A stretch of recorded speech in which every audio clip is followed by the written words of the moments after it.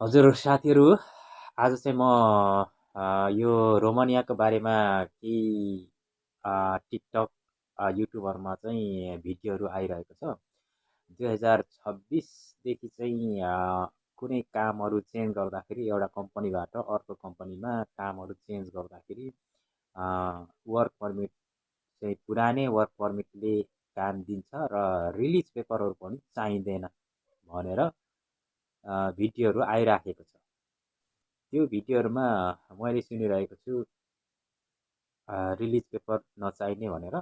तर release paper चाहिँ किन चाहिँदैन र कसरी चाहिँदैन भन्ने कुराहरू प्रमाणित गरेर प्रुफ देखाएर चाहिँ त्यो भिडियोमा भनिएको छैन। त्यसैले गर्दाखेरि साथीहरू, तपाईँहरू यो भिडियोहरू हेरेर टिकटकहरू हेरेर तपाईँहरू भरोसा नगर्नुहोला। किनभने यहाँको वैधानिक नियमले कुन कुराहरू पारित गरिसकेको छ छैन भन्ने कुराहरू कसैलाई पनि थाहा हुँदैन र यो भ्रमात्मक कुराहरूलाई चाहिँ तपाईँहरूले विश्वास नगर्नुहोला भन्न चाहन्छु, जो कोहीले पनि। किनभने यसमा अब प्रमाणै छैन।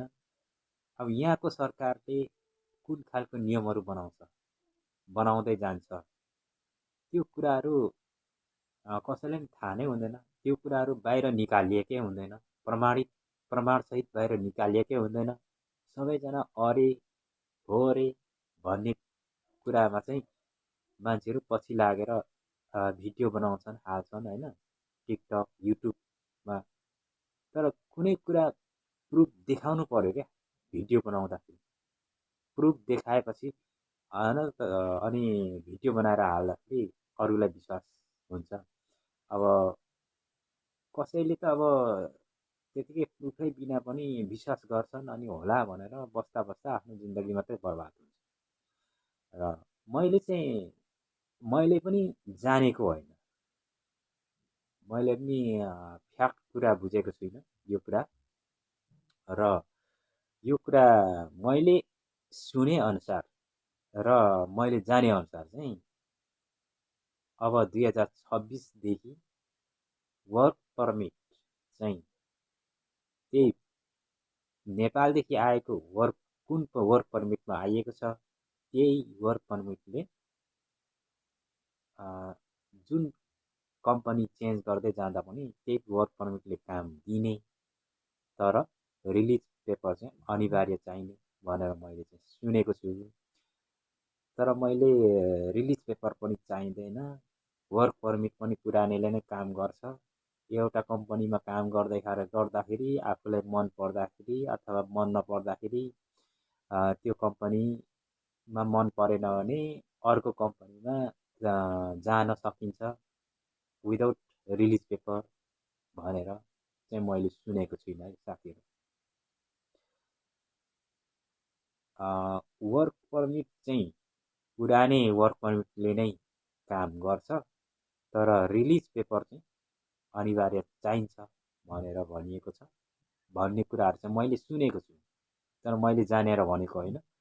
तर कतिजना साथीहरू चाहिँ अब त्यो टिकटकमा हेरेर टिकटकको भरमा अनि होला यस्तो अरे उस्तो अरे भनेर अर्को साथीले सुनाउने अनि अर्को साथीले भन्ने भनेर चाहिँ बसिराख्नु भएको छ सबैजना साथीहरू। अब बसिराख्नु भएको धेरैजना साथीहरू बसिराख्नु भएको मैले देखेको छु। त्यसैले गर्दाखेरि अब यो फ्याक्ट कुरा आइसकेको छैन, फ्याक्ट कुरा सरकारबाट निस्किसकेको छैन, नियम कानुन बनिसकेको छैन। जबसम्म यो नियम कानुन बनिसक्दैन तबसम्म हामीले भरोसा गर्नु ठिक होइन जस्तो लाग्छ, भरोसा गरेर बस्नु ठिक होइन जस्तो लाग्छ। किनभने नियमहरू चेन्ज भइरहन्छ, त्यो नियमहरू चाहिँ अब कहिले के चेन्ज हुन्छ भन्ने कुरो कसैले थाहा हुँदैन। अनि यो कुराहरू भोलि गएर अब विश्वास गरेर बसिरह्यो भने त अब आफैलाई घाटा हुन्छ कि जस्तो लाग्छ। र मैले जानेको र मैले सुनेको जति तपाईँहरूलाई सुनाएको हो। र भोलि गएर अप्ठ्यारोमा पर्नुभन्दा बरु यस्तो प्रुफ बिनाको भिडियोहरू, कुनै पनि प्रमाण बिनाको भिडियोहरू हेरेर भरोसा गरेर चाहिँ नबस्नु नै ठिक हो भन्न चाहन्छु। र भोलि गएर अब यदि भिडियोहरूमा टिकटकहरूमा आइराखेको कुराहरू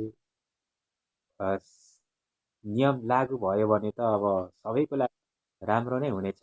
तर यदि यो नियमहरू लागु भएन भने एउटा कम्पनीबाट अर्को कम्पनीमा चेन्ज गर्नुको लागि बसिराख्नु भएको साथीहरूलाई धेरै घाटा लाग्न सक्छ नि त, धेरै ढिलो हुन सक्छ नि त।